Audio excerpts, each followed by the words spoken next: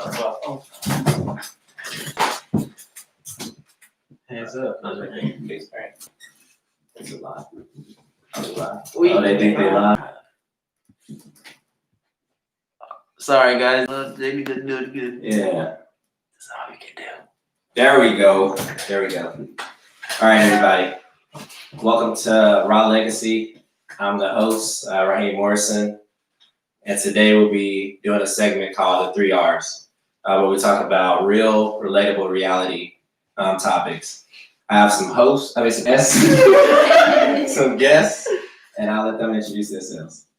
Good afternoon. My name is Patrick, also known as Patrick. Yeah, that's it. Yeah, just Patrick. Hi, my name is Paige Stubbs, and I am an educator at Booker T. Washington High School, Middle School in South Memphis, and I'm happy to be on the show. Hey you all, I am Chance, and I'm glad to be here as well.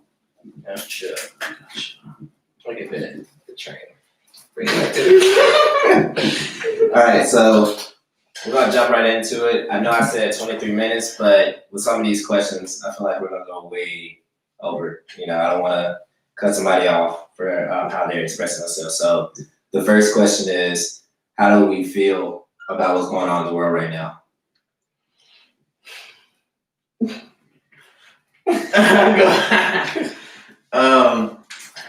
Honestly, I am terrified. I think in all of my 23 years, 2 days ago was the first time that I broke down and cried because I didn't know what to do. I didn't have the answer, and it seems like I don't know who is for me and who is against me.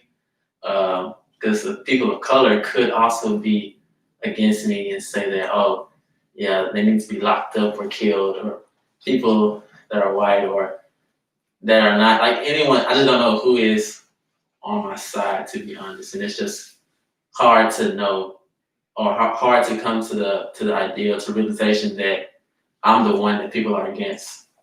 And it's just tough. Just to piggyback, I feel like I have gone through a range of emotions over this time, and one of the greatest emotions that I felt is really anger and sadness, because the realization is we live in a world where Black people are literally at the bottom of, I feel like, every social platform. Even, I don't want to get too deep into it, but I just feel like when you look at history, Black people we're always here at the bottom, and it's really a hurtful thing to even witness some of our own African American brothers and sisters misinterpret what's going on in the media. Of course, we don't know everything that's happening, but being a Christian African American woman, I feel like we serve a God who sees us, and it's hard to reconcile the fact that people are literally seeing things with their own eyes, and they still cannot own up to what's going on. So They ignore it. But they ignore it. Yeah, it's really hurtful.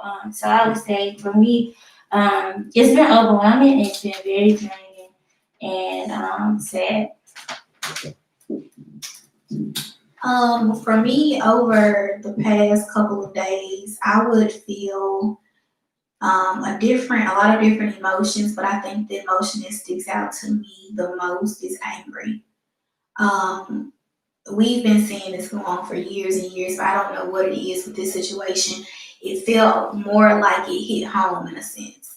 Like it's always been around us, but I really, really feel impacted by the situation. And also, like what Patrick said a couple of days ago, I broke down and cried as well. And that's the first for me. I just broke down and cried because I'm angry, and then I feel like, in a sense, I can help, but also, is it going to change anything? Is this going to just be for a couple of weeks and then we're back to the same old way? How many times are we going to have to say, Black Lives Matter? How many times are we gonna have to march and protest just to get what we deserve as African Americans? If I can say one more thing, I feel like because there's so much energy and so much, you know what I'm saying, like this has been going on for over hundreds of years. This is not like a week thing. This is not like a sprint. This is a marathon. So for us to make a change, to break a habit of 400 plus years of oppression, it's not going to take 1 week. It's going to take years of change, decades, centuries, just so that we can be not where we are right now. Yeah. I think for me, when it all came out and stuff like that, and you see the video, the first initial reaction you get is anger. You know, you're frustrated that this happened again to your color. You know, and for me, is I can picture myself in George Floyd's position, like in that situation of somebody putting their knee on my neck. And then I have brothers, and I can picture that they're putting their knee on my brothers. Then I have uncles, and I have cousins. And I'm like, that could be one of them. So I'm trying to gather my emotions because they're all over the place. And when somebody says something of my color, of a different color, I try not to react initially with the response because I know I'm still angry. Mm-hmm. You know, like, although those guys got charged, what now? You know, I don't want it to be, all right, so when the Trayvon Martin thing happened, that lasted for 6 months and it died out, less than 6 months, pretty much, and it died out. And I'm like, we keep on going through these same occurrences and then it fades out and then we don't think that it's going to happen to another black person. Then boom, it happens and we catch it on camera. But what about the people that wasn't caught on camera? You know, so I'm trying to educate myself more within our history, but also educate myself more within who I am and the realization that I'm a black man, you know, I'm a threat, you know, if I'm educated, I'm a bigger threat to society. So I try to balance those emotions just going forward and how I approach this situation.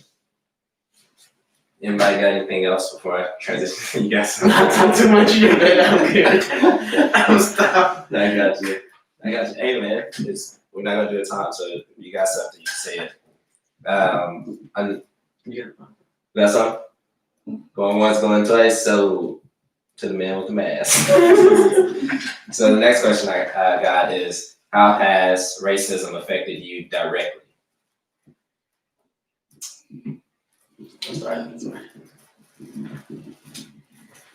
Well, I can't really exactly think of an exact moment when I came face to face with racism, but it was more so like a stereotypical thing. I was working in retail and I had this older white guy come by me and he said, well, you know, you will never go to college. You will be here for the rest of your life working in retail.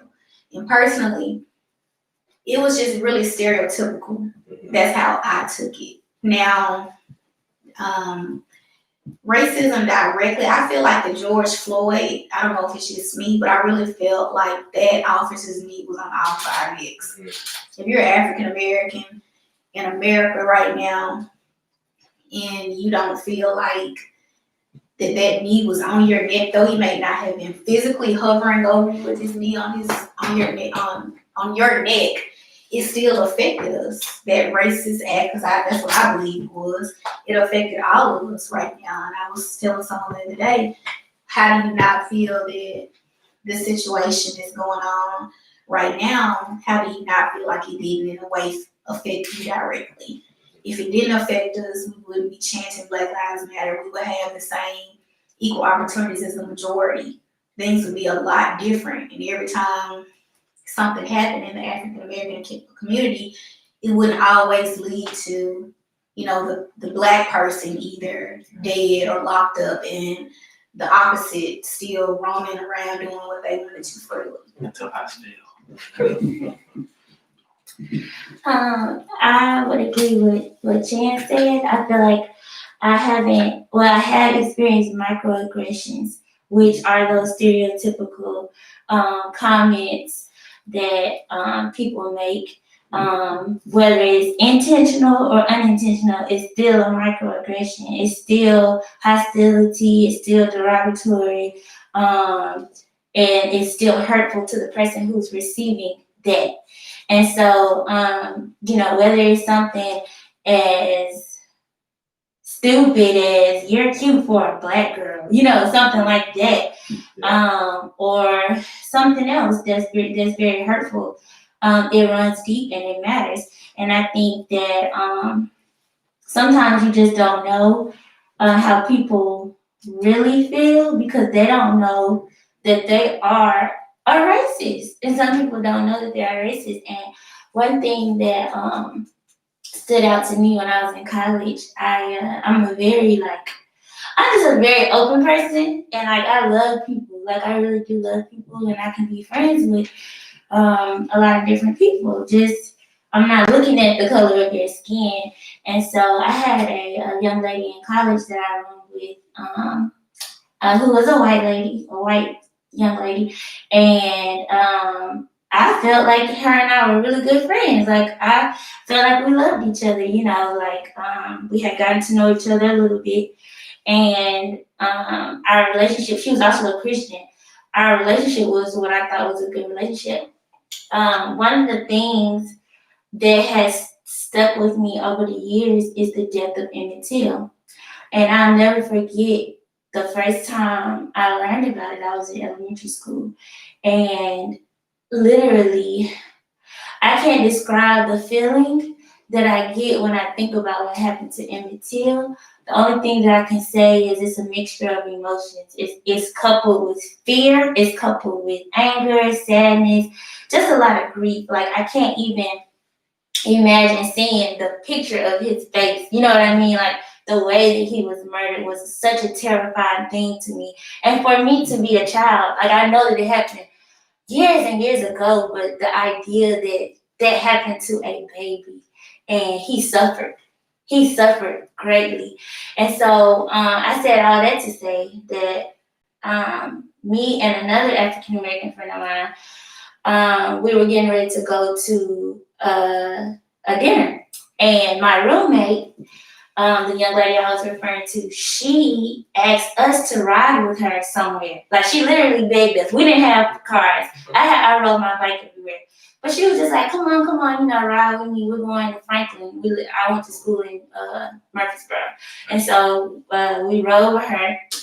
And then later on that night, she revealed to us that her dad was like, you need to watch who you have in your car. You need to watch the people that you're driving around. Don't let them use you, basically. And it was just like, well, first of all, she asked us to ride with her, so that hurt my feelings. But then explaining to her what happened to Emmett Till in the car, I remember this so vividly. Her response was, what was he doing whistling at her? So in my mind, I just felt like you're justifying his death. You're saying that he had no business whistling at her. He had no business looking at her. And to me, it was so hurtful to me because it was like, you just basically bypassed the fact that a child was brutally murdered. Something that came out wasn't even true. Thank you. The lady made up even that part. Not that whistling at a white woman in the 1950s is a death sentence, should be a death sentence. But the fact that the whole thing was made up. Got killed because of your lies. Right. And so when her response was that, it broke my heart. And it was just like, you don't see me. You don't understand who I am. You can't love the person that I am because that kind of response from you lets me know that you were raised like that. And you don't even see yourself. And so that's just something that was shocking to me. And maybe I was naive, but it was a learning experience for sure. All right. I have a couple. A couple moments where I've been directly. I'm not sure this is racism, but more so stereotyping. I was raised in a nice household. I was raised in the hood, but I was in the house a lot. So I know how to talk, and I know how to conduct myself, and I know how to Code switch. Yeah, code switch. Yeah. And so I was meeting this young lady's mother and grandmother, and I was, talking professionally, being myself, but I was still being manable. Mm-hmm. And so I went to the car to grab something, and when I come back, the girl that I was talking to at the time, she tells me, she's like, my grandma, she was like, Patrick's not black. Like he's not like regular black guys. So I'm like, what's a regular black guy like? And so from that moment on, I always like not labeled myself, but made sure that I was black. Like I don't want to be separated from my own people when I'm already separated from the world. That was a funny moment because I didn't really like understand that it was like stereotyping, but it was for sure stereotyping. And so on my Instagram, you'll see hashtag black. That's why. It's a great line. Yeah, I got this one crazy. Yeah. I say another moment. What was I thinking? Oh, this one is funny, but it's not funny. So, same young lady.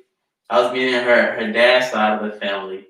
It was around Christmas, and we was playing a game, and they was trying to guess this Christmas. It's like a Christmas themed game, and no one guessed it. And then the grandma goes, "It's Patrick, a rapper." And so I was like, "I can't rap."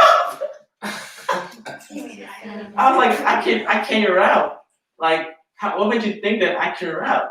Me being the only black guy at the party, you assume that I knew how to. I mean, it was funny, but like, The assumption though. yeah. What if I just do poetry? Can it be a poet? Patrick the poet. Yeah. Right. Patrick the book writer. No, it's Patrick the rapper. And it wasn't R-A-P-P, it was W. That's the word she was trying to say was rapper. Like a gift wrapper. Oh my gosh. And it's, I don't know, maybe that's the ignorance. Like she didn't, I don't know, synonyms, homophones, Yeah. I don't know. But that was, Take an English class. that was funny. Yeah, I'm gonna cut it there. I got you. I think for myself is that one, I was homeschooled, so being homeschooled, I'm around my family like majority of the time. And then once I started to play sports, that's when like my world was more open to go out and be with more people, to be at practices and meet different people. And my whole team was majority white people. So I become friends with one of the kids on my team, and he's already at the gym, and his mom is kind of like a mom for us, and she comes pick us up. So it's me, my friend, two other black kids. So there's 3 black guys, 1 white woman. We get to Forest Hill Irene. Before we turn, we see a sheriff car pull us over. So we're like, okay, our assumption is that he's pulling us over because she's speeding. She speeds a lot. So that's what we're thinking. But when they get out the car, we see that they put their hand on the gun. One stays behind the car, have his hand on the gun, and the other one comes to the passenger side instead of the driver's side and knocks on the window and asks me, a 14-year-old, for license and registration. And in that moment, like, I'm not thinking that this is racism or being stereotyped, but I'm like, dude, I'm 14, I don't have license or registration. Like, what are you talking about? But then after that, when the mom started getting like heated, because she realized that that's when we all start realizing that what we see in movies is happening right now in front of us. And they call in backup because they asked the 2 other black kids in the back to roll down the window to see what they're doing. And I'm like, dude, we some kids. Like, we just want to go play basketball. But after all that, we're still oblivious to what just happened, to where the mom asks us, it says, don't tell your parents what just happened. So she does that, something triggered inside of me of like, you want me to hide this because you know how my mom or my grandma is going to react to this. And you know that they're going to stop us from hanging around y'all because of what happened. Like, that was out of your control, but you told us, you took something away from us, and that was not, like, we didn't have freedom in that moment. You said, don't do it. So we didn't want to get you in trouble and ruin our friendship because you gave us a direct order to not do something. We didn't have the freedom to make that choice. Another incident is when I was with my friend when I got older, 18, and we're just riding down Houston Levee, and he's speeding. This is his first time getting pulled over, and the cops. So when we're taught as black kids, at least for myself, you know, I'm pretty sure y'all, we're taught to put our hands on the steering wheel. Oh yeah. You know, put them up there and Dashboard listen to them. back of the When car. they tell you to do something, you do it. You don't just say, oh, I'm gonna reach for this. No, you wait. Can I reach for this? You have to keep your hands up. So my friend, he gets pulled over, and I'm thinking like he got to do the same stuff I do.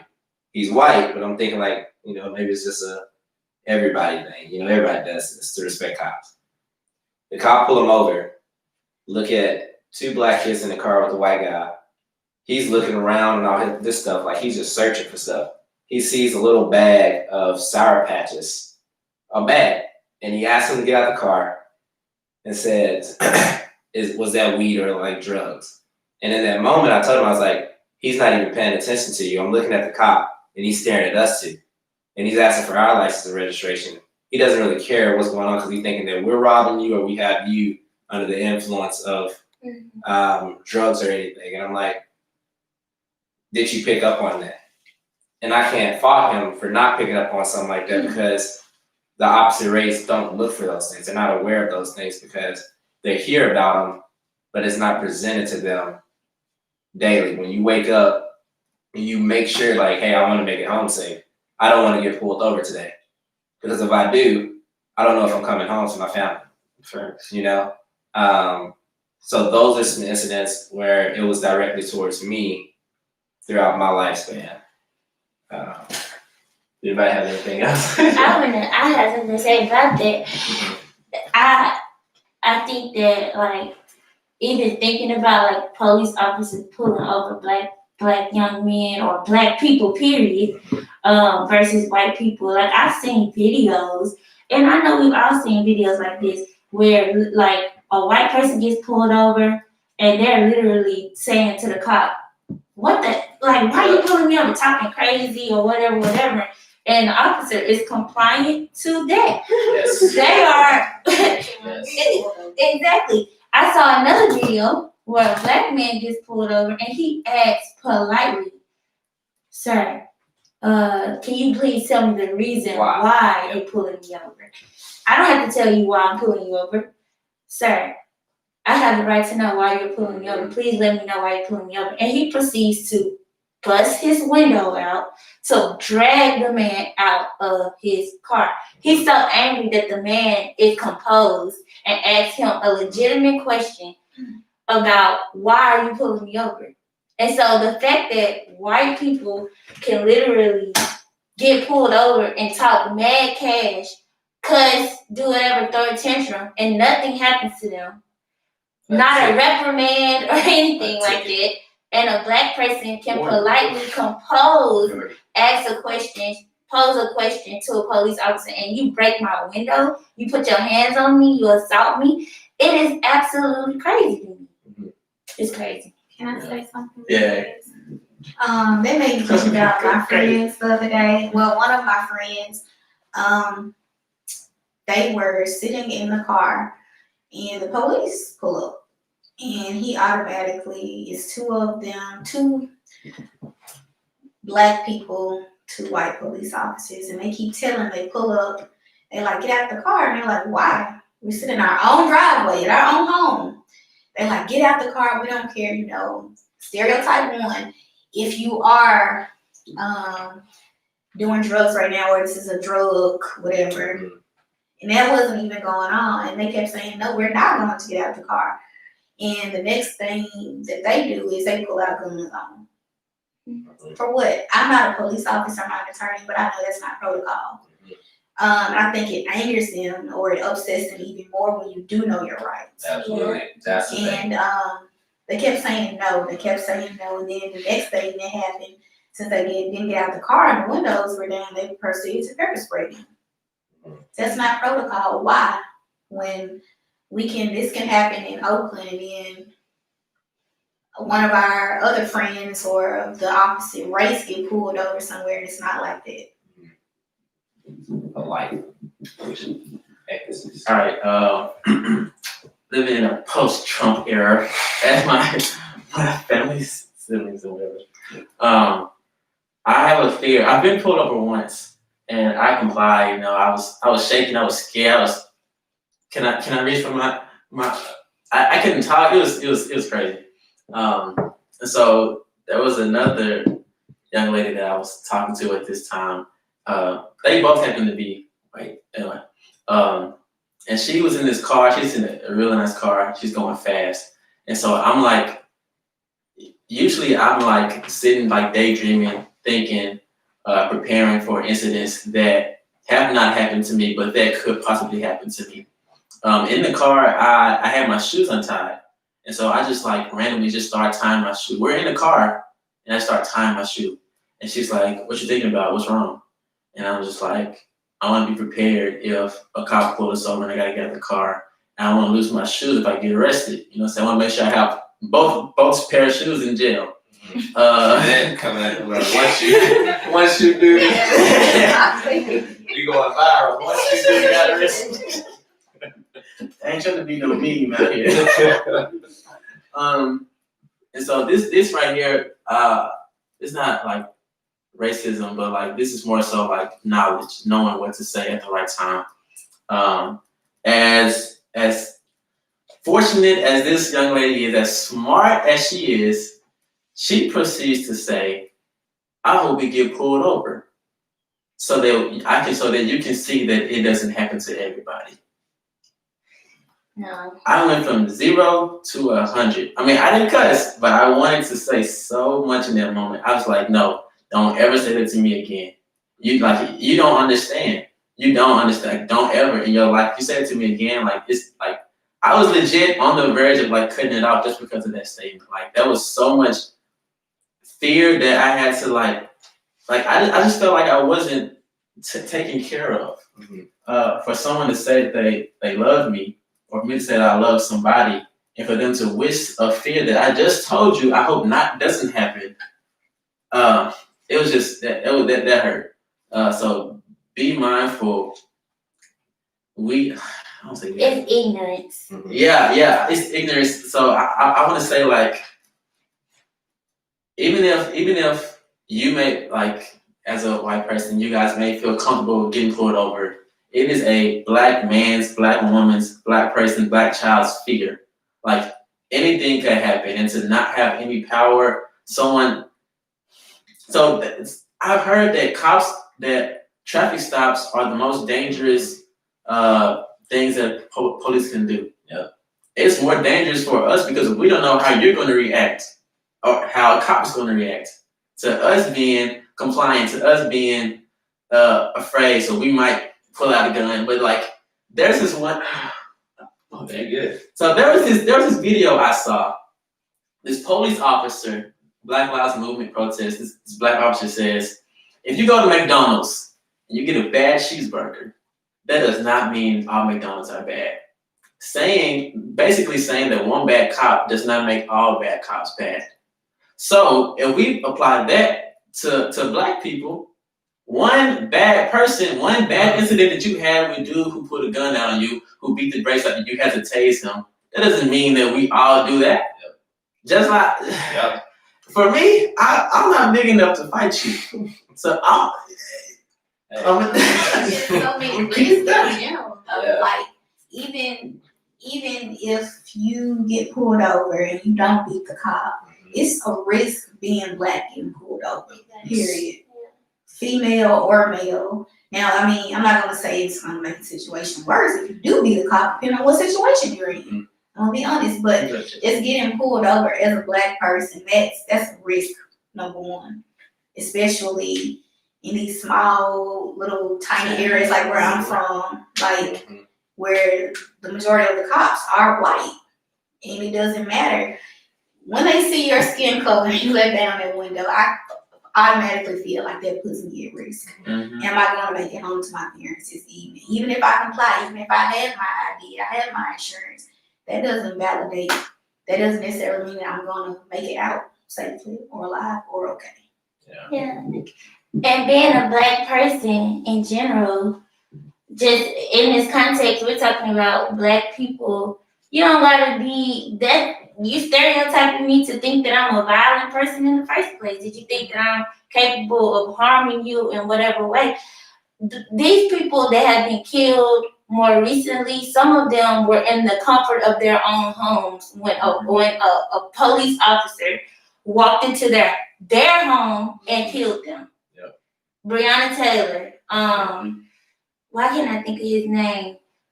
This happened not too long ago. Was it Black guy? Yes. Police officer? Sitting in his own home. Somebody walked A white woman, police Yeah. officer, walked into his house and killed him. Yeah. How do you not see pictures on the wall? Like, If we retaliate, we're wrong, but how are we wrong? This is my house. Yeah. Exactly. That's So Black people don't have to be doing anything but in their own skin for them to be murdered. Mhm. And it's just crazy. Yeah. and yet, I love being Black.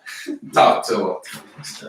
Now, before I ask this other question that I wrote down, I just want to hear y'all thoughts on because we all have friends that are ignorant to their own color. You know, that say, yeah, I know I'm Black, but they don't fully understand what that means. They feel like they have freedom in this world. They feel like they have equal liberties in this world. I'm like, What's my Black? Somebody white? Black.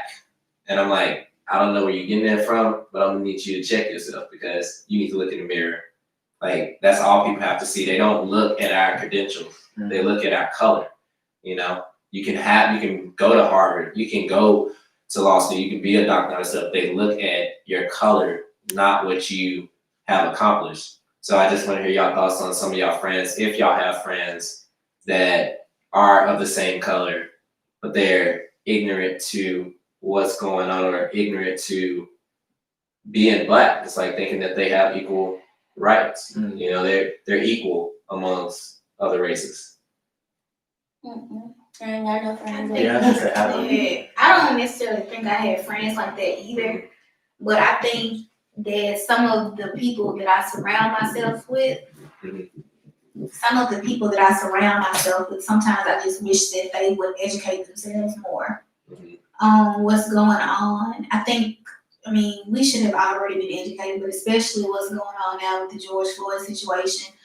There is no way that you should not know some of the facts of the case or that were presented in the video. So I think that makes me angry because I feel like being educated about something, being educated about laws and everything like that, that's something they cannot take away from you.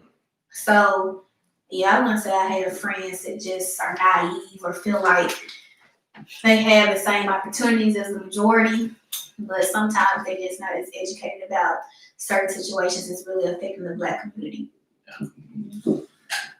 Gotcha.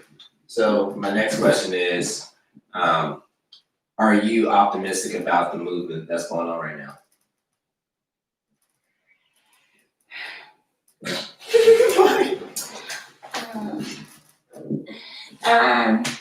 I am optimistic about what's going on right now because I feel like a lot of the stuff that's happening right now is taking this stuff happening right now for people to wake up. Absolutely. Like, y'all, I understand that certain things don't have to be the answer and don't have to be the way, but the fact that these things are your grand awakening is a shame.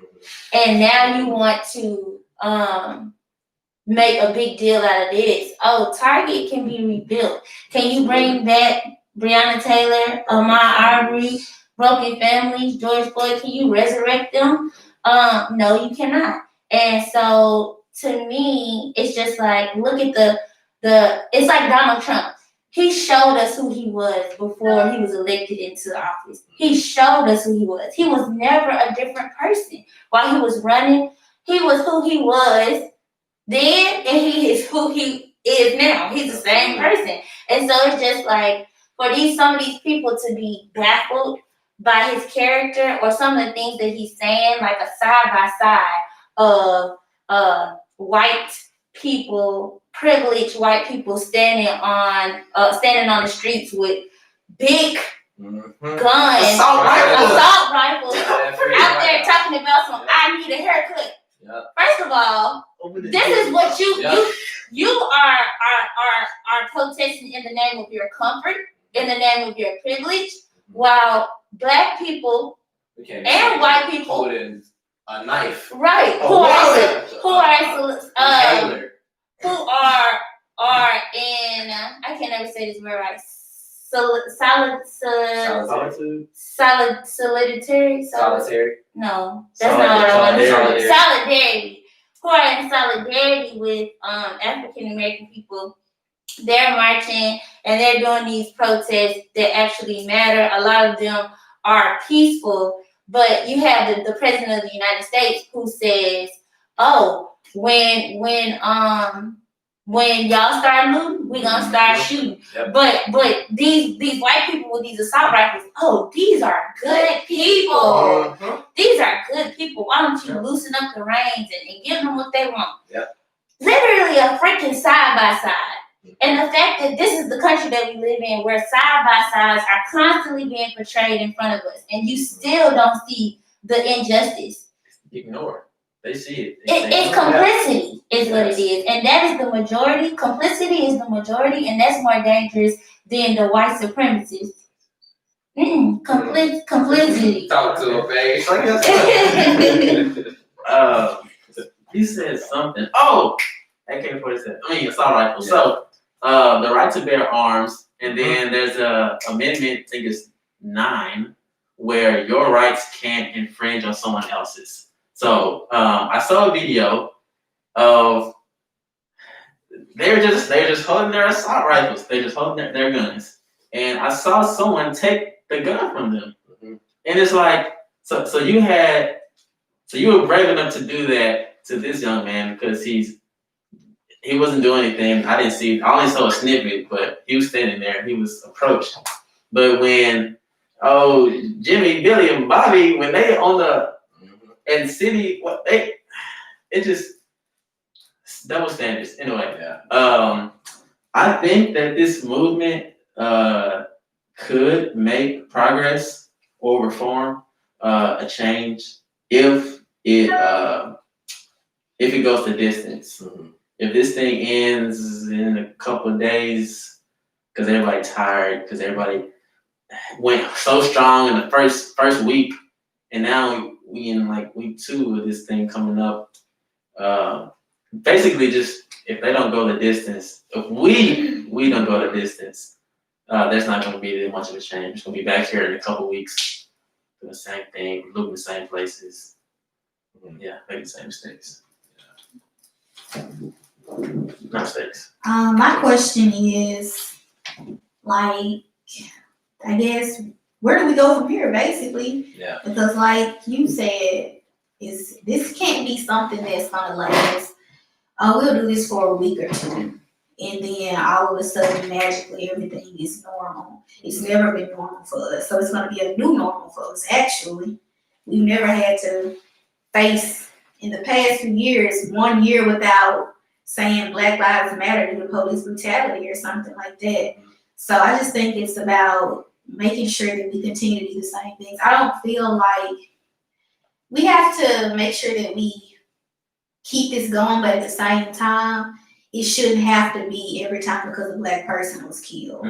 We shouldn't have to protest and march so often. I mean, we shouldn't have to protest and march, period, if a Black person is killed due to police brutality. If that police officer was wrong, it should be a conviction. Because like now we're in court, but what about a conviction? I mean, they've been arrested, but what about a conviction? I mean, I'm glad that these people have been arrested as well, but what's next? Is this going to be another Trayvon Martin case? And then a couple of years from now, officer is suing George Floyd's family or something like that, like Zimmerman did. Yep. So what's next? And like I said, it cannot be something that's gonna last for You can go back. a week or two. Yes. Alright, okay, this is kind of an opinion statement, whatever. Alright, so what I've been seeing on social media a lot, I don't know how real this is, or you know how social media be. Officers hugging protesters, officers kneeling. Okay, so I saw this comparison. Officers hugging protesters is like a abusive boyfriend saying sorry and giving his girlfriend flowers. Like there's no change. That's just a band-aid. That's just a I'm sorry.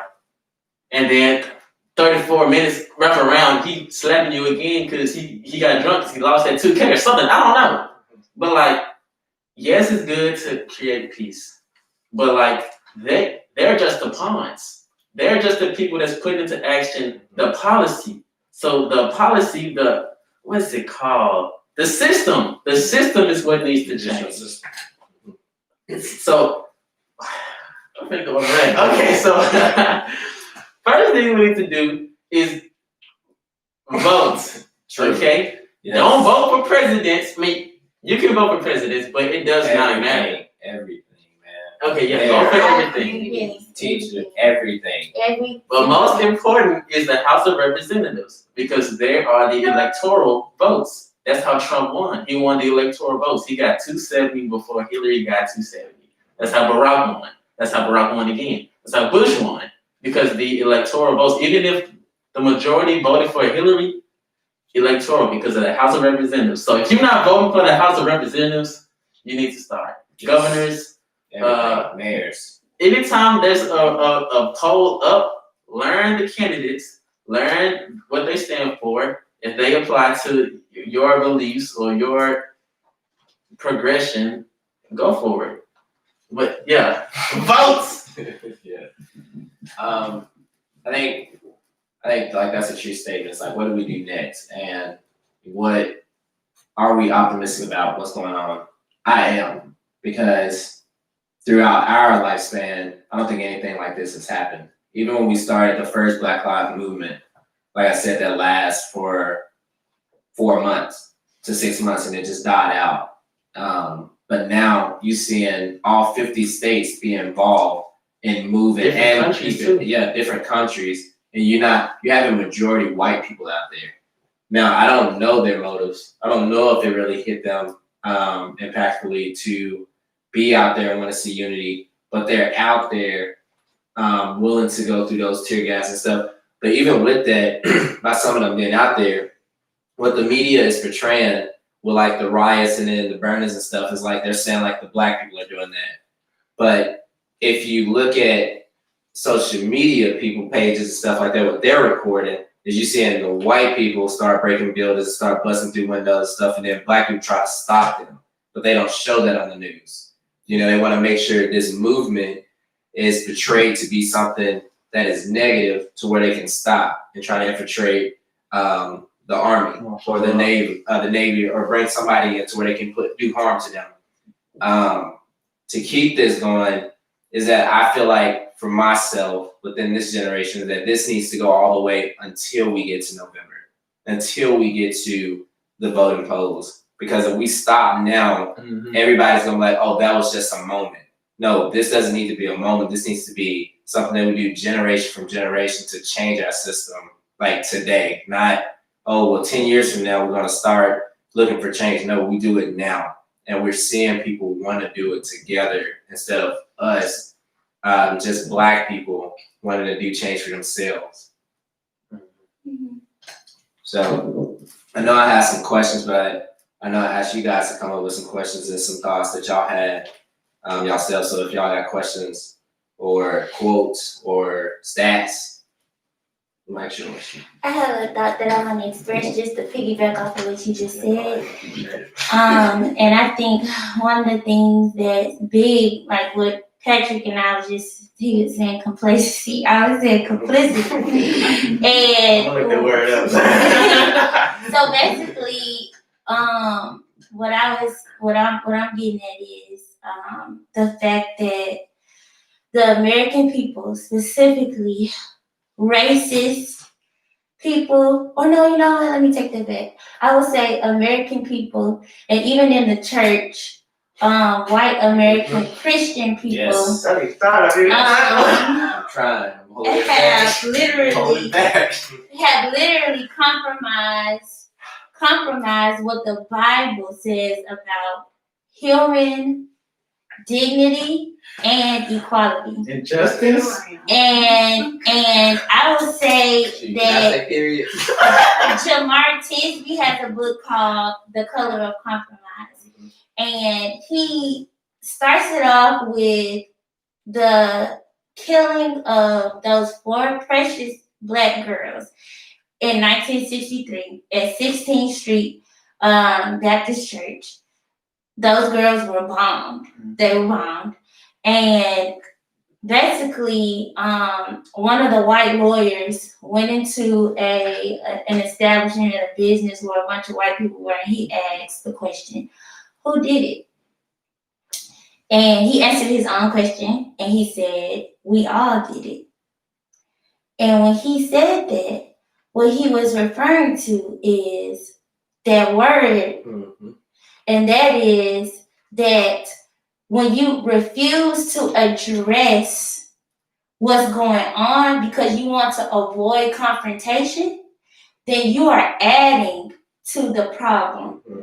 When you refuse to address the mundane racism that happens from day to day to day, you are making room for catastrophic events to occur, like the one that happened with George Floyd.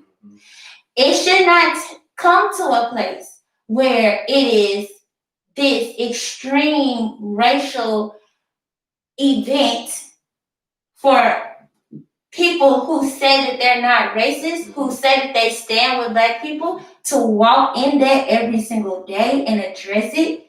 It's that complicity that is killing us, because we see it every day.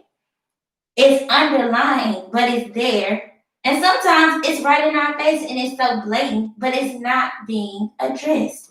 And I feel like that's one of the biggest problems that we are facing. I have white sisters, white friends who I do life with, and I know that a lot of them are willing to flip that table over. I've seen them do it.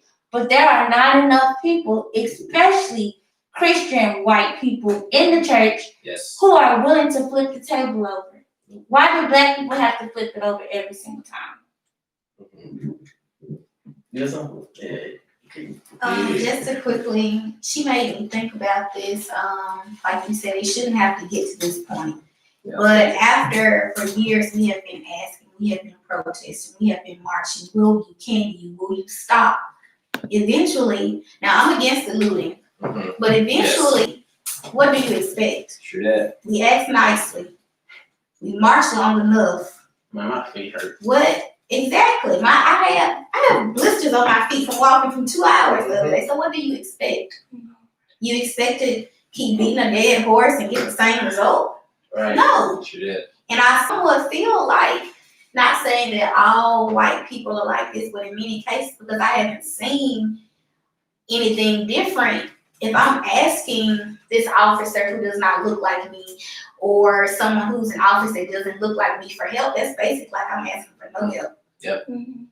Yeah. You know, you're asking for someone who doesn't look like you, who really doesn't care for help. You might as well not ask for help, because you're not going to, not saying always, but from what I have seen, because I am tired and I am angry, we might as well not ask them for help. Yeah. You gonna go? All right.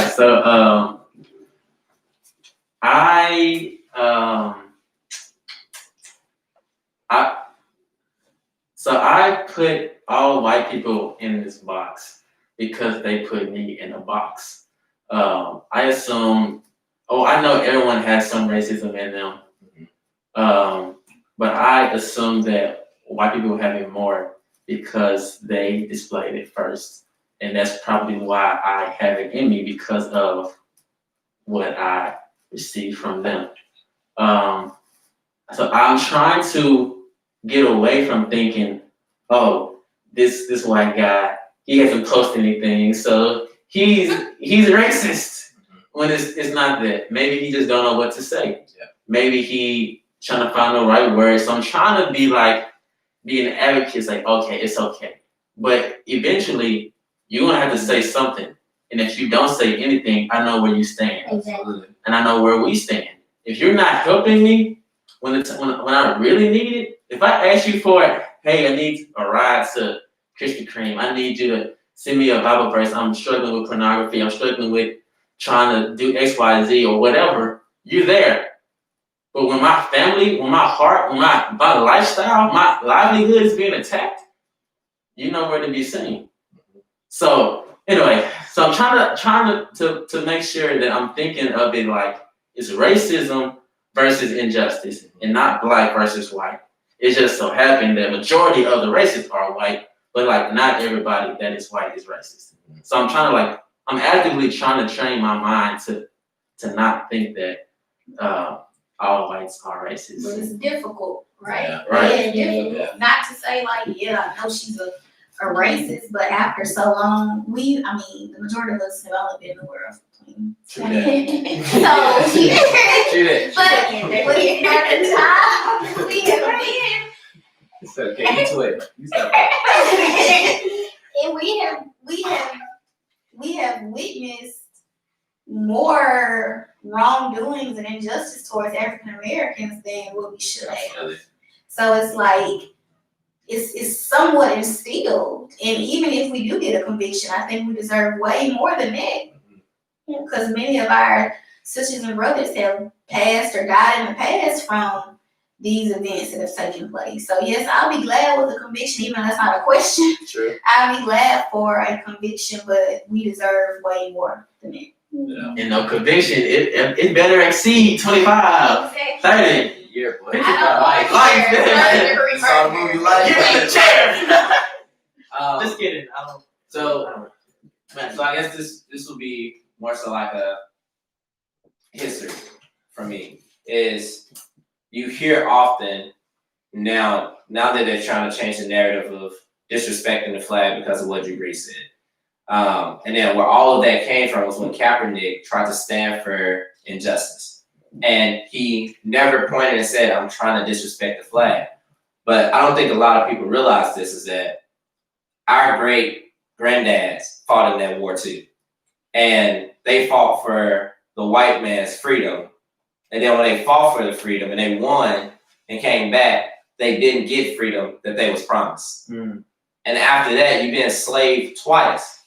You know, like, how do our mindsets change to be saying we always got to be the bigger person when we continue to be the little person in every scenario? Right. And when I hear people say, oh, it's disrespecting the flag, if the flag means freedom, when are we going to get ours?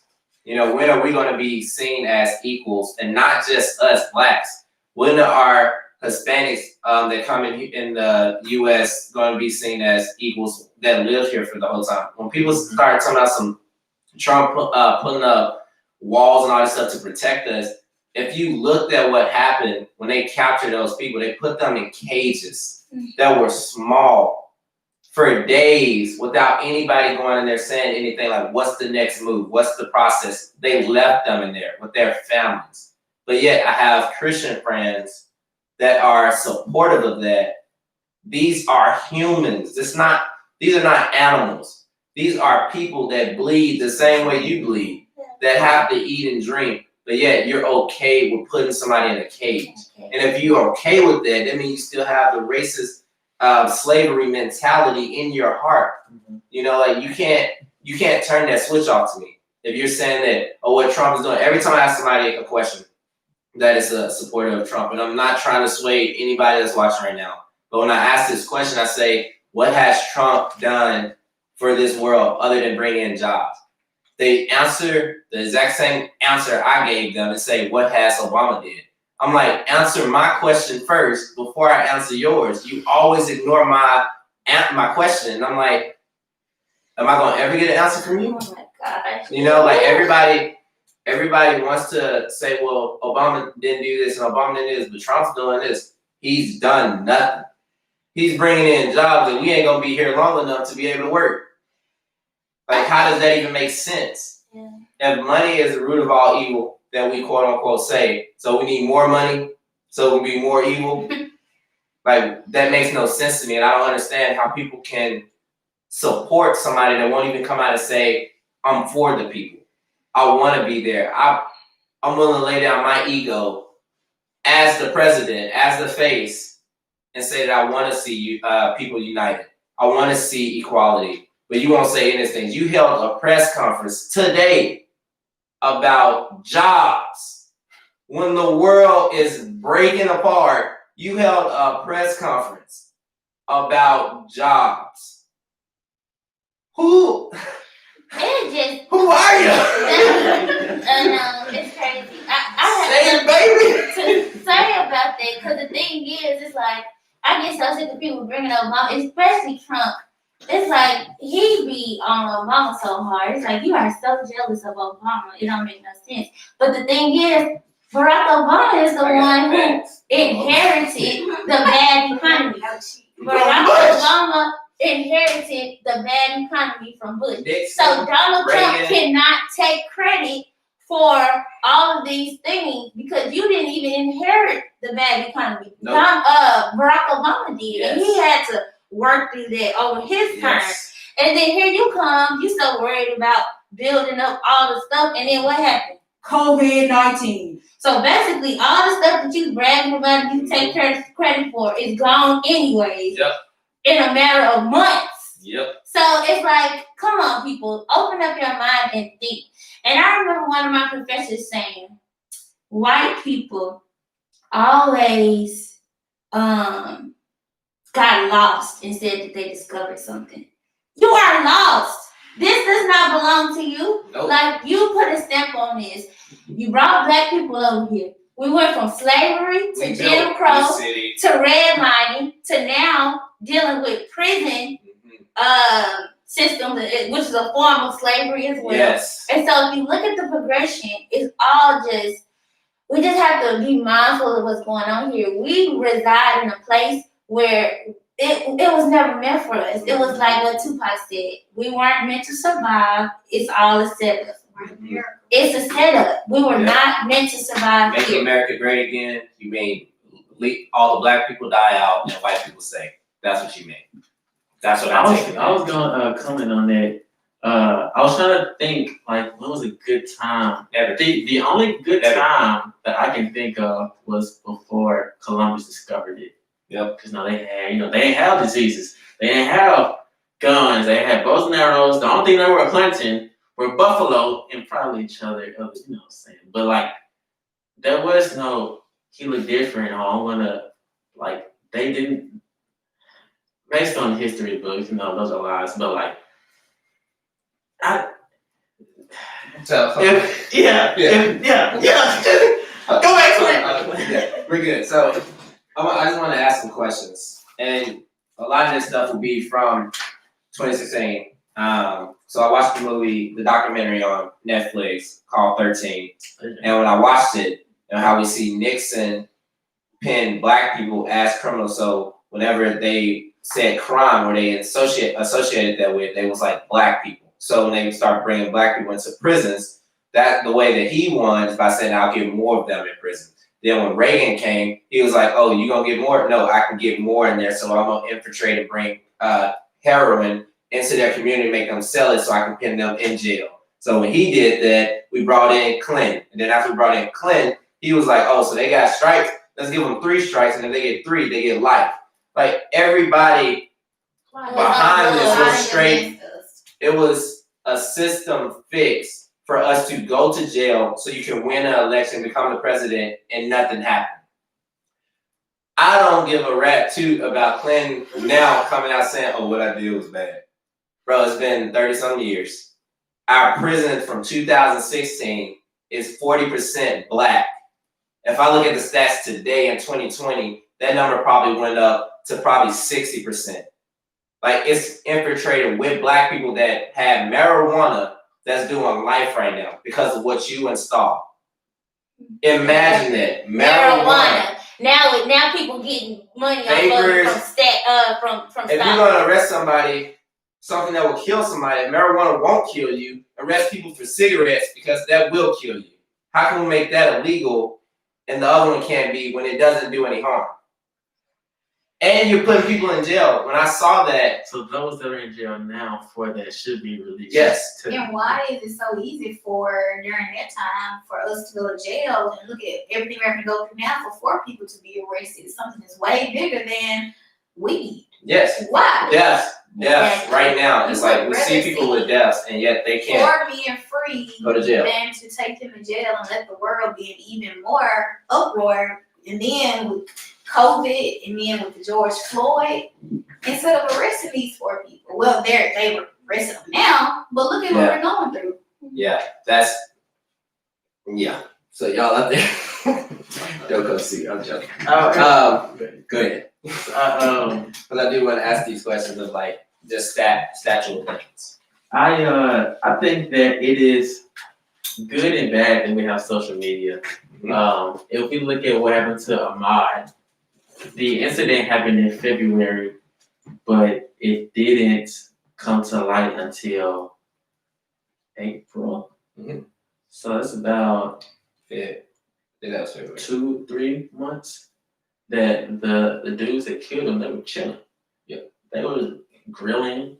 Man, you saw what I did to that little boy there? Like, No, don't call him a little boy.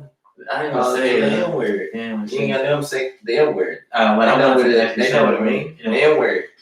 Yeah, so that it's just like, what was you doing? Like your cop buddies, because you're a retired cop. That was like, oh, we got your back. Don't worry. XYZ, you're gonna be good. You, your son, the guy that's recording y'all are straight. As long as this doesn't get out, you're good. But no, I wish you could have seen my face. Like, so I'm grateful for social media. Yes, it's good to have knowledge and to be aware. But at some point, this stuff it gets repetitive, and it gets to the point where we get numb to it, and that's where I feel like the Black Lives Movement is gonna start getting. It's gonna die out because people are not gonna look at social media. They're not gonna look at TV. They're not gonna want to be informed anymore because of so much hardship that's going on. But the thing is, this has always been going on.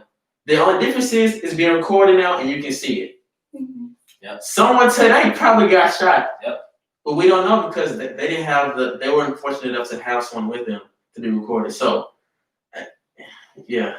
Be aware. Be aware. So some questions. And it's probably from just 2000. I don't know how many it's been made. These are things that I pulled from like 2017, 18, stuff like that. But just on a rough estimate, how many movies do y'all think has been made for injustice, like racism movies? From what year we started? Far back, years, until like, I think I pulled these stats, probably said 2017. Oh. Yeah. So how many movies do we think has been made? 43. From 17? I don't even think it's that many. I don't either. So It's 17. less.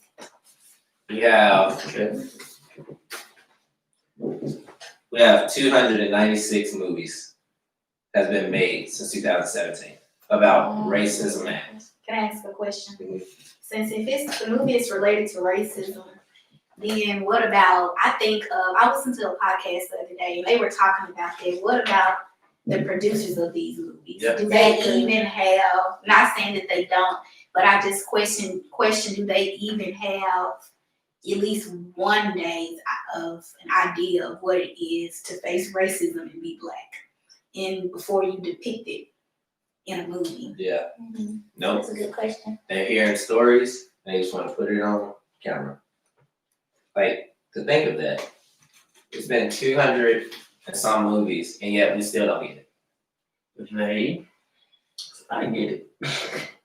I'm saying we as in People, yes, like we're all human, you know.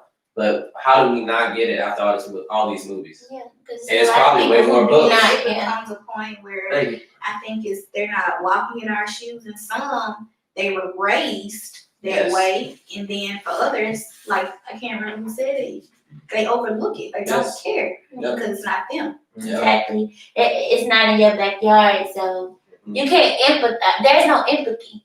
You can't even empathize with what's going on. And some people can't sympathize because they don't care. How many songs do we think has been made since 2017? Oh, you said 200 movies. Yeah, so We it's make a not soundtrack. That's 17 songs per album. Come on, man. 17 times 200. That's like a lot. 17 times 2 is 34. Add the zeros behind it.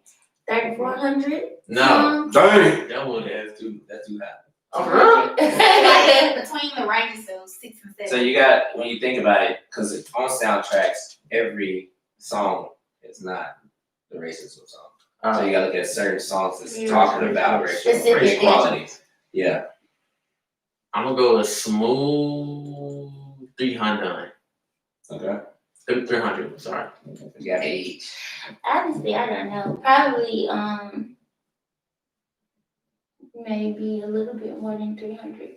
Maybe about 400. Okay. I said 5 or 6. 5 or 6. 100. That's look. Actually, it's only been 157 songs. So That's less. close. Less. That's And they're dealing with specific racial inequalities. Instead of just talking about it, like they're talking about it in these songs. I bet you J. Cole wrote all of those songs. Not all. I You got a couple you of think them. about when you thought about artists, I thought about Jay-Z. Yeah. Mm. Jay-Z. Oh yeah, Jay-Z got a good one. Kanye got some. Craig put out some. Kendrick Lamar. Kendrick Lamar for sure. Tupac got a bunch.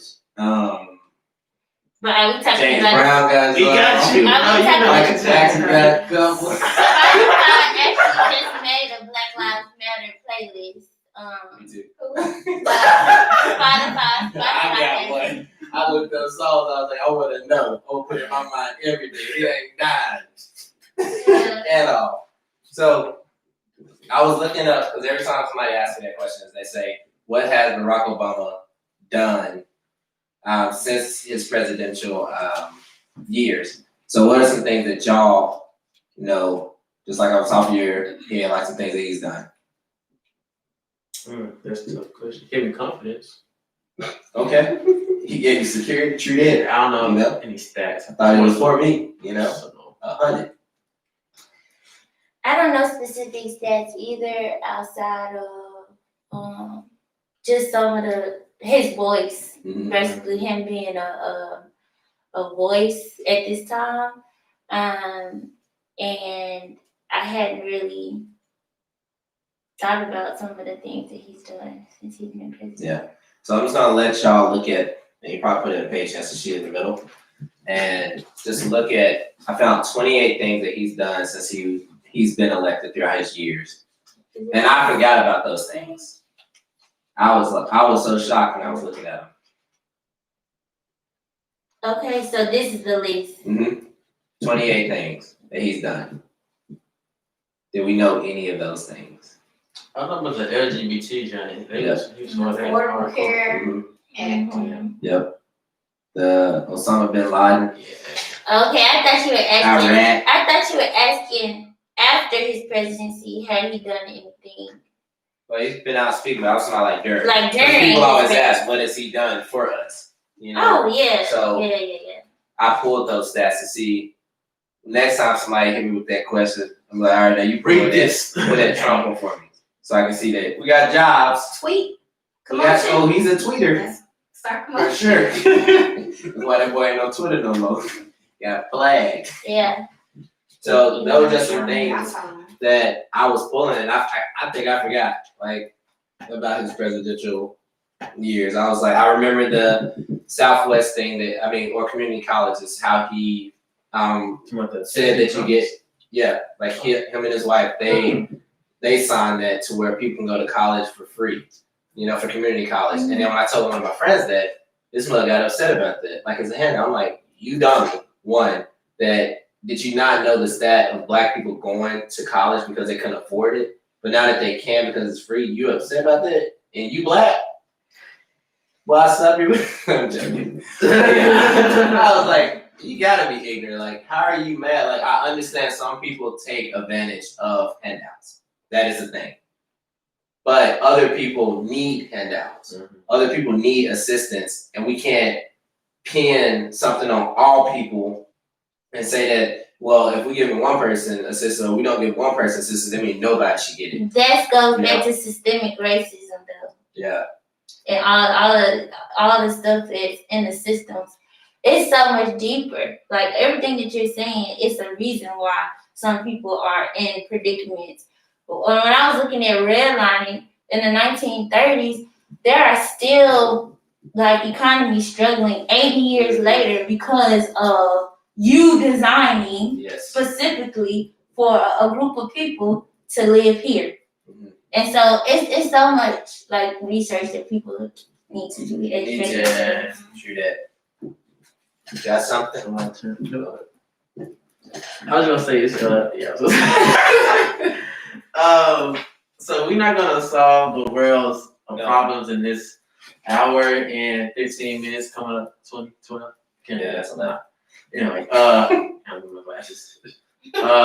So it's best to do research. So you're getting a lot of terms: racism, systemic racism, redlining, capitalism, LGBT.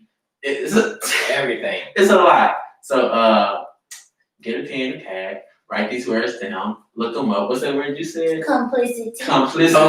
Complacency, cardiac arrest. Shoot. All that. Your amendments. Yes. Your laws. Yeah. Know what you can and not say. Know that they need to have probable cause. Like, you know, all that stuff. He's a lawyer. I ain't no lawyer. I get thrown in jail. No, I'm not. Legal assistant. Okay. All right. Yeah, I think we covered everything and more. Mm-hmm. The original plan was 23 minutes. You said screw that. You know, but I think it was. Color people to sorry, I just want to inform them. Yeah, I appreciate you. But I think that this was, and the whole idea and the purpose of me wanting to do this is to have an educational conversation with people that are of the same color, and for us to talk about our experiences and us talking about what we want to see going forward. And this won't be the last time I do something like this. You know, I want this to be a continuous thing because we need to have an impact on the younger generation that's under us. Positively. It doesn't need to be something that we do and then they hear about later years from now. No, we need to make sure that we're influencing them the right way and keeping them knowledgeable of what they can and cannot do, you know, and who they are as people. So if anybody got anything to close with. Go ahead, Patrick. No. I was just going to say that Candace Owens, I am praying for you. Hey, yes, the comment that I left underneath her page probably was not as nice as what she just said today, but we are praying for you to Yes. That the Lord will renew your mind. wake up. Yeah. All right, last thing. I want to say, with all this, you know, no one person is going to fix this that's here. All right. The only way this is going to get fixed is with Christ Jesus. All right. Now, going to get religious. All right. People like to talk about, oh, don't mix religion and da da da da. So about that. Yeah. The only way this is going to get resolved is when us as believers stand together as the body. You can't have the hand over here and the legs over here. Like when you have the full body, the full armor, when the whole body is protected, when the full body is able to move as one unit, that's when it's able to be protecting and attacking the spirit of the enemy. All right, we're not attacking each other, even though we have the spirit in us. We want to attack the evil spirit, not my brother, not my white friend, not so like even if they are coming at me with this evil racism spirit, it's not the person that needs to attack, it's the spirit that needs to attack. Yeah. Just want to put that out there. That's the only way it's going to get resolved. Definitely. I'll say, even for myself, being out there Tuesday marching with Devontae Hall, it was so beautiful to me to see all kinds of religious backgrounds out there and seeing all kinds of ethnicities out there chanting one thing. And then when the Amazing Grace thing, when we start singing that song, like just a wave of security just overwhelmed me in that moment. To just know that people are, even if people don't even know who Christ is, we was out there and walking beside them as a good shepherd, as believers. You know, we didn't boast and fight and be like, well, this is wrong, so I'm gonna do it my way. You know, like it wasn't about that, and it's not about that. It's if we want to see change, we have to do it together. You know, even I saw one kid video saying that before the laws were passed when Dr. Martin Luther King assassination happened, it took 6 days before that happened. But there was chaos in that before something happened. And apparently that's what our office officials need to see before they want to do change. You know, and it's a different way of doing that. I'm not for the riot and stuff like that, but if we have to be abrasive with our approach, then that's what it has to be. You know, we have to be out there and not allow them to say no. You know, it's like when your parents tell you can't do something and then you do it anyway, you know the back end, you're finna get beat, but you did something that you wanted to do. You know, but we have to do it in a secure way to know that, hey, if I do this, I can prove my parents wrong with why I did this. You know, instead of saying I'm just gonna be rebellious. So I would like to leave y'all with that is that I don't want to see this movement stop. I'm gonna be out there tomorrow with Devontae Hall marching at I'm a Man Plaza out there with him, and hopefully y'all can join. This is our segment of the 3 R's. I hope that y'all tune in next time. We love you. Be safe. Be knowledgeable. And be careful. Be Adios. prayerful. Talk to them. Adios, amigos. That's all, folks. Ian. Follow me on Instagram. Oh. Oops. Nah, just playing. Oops. Ian. That was 3 hours.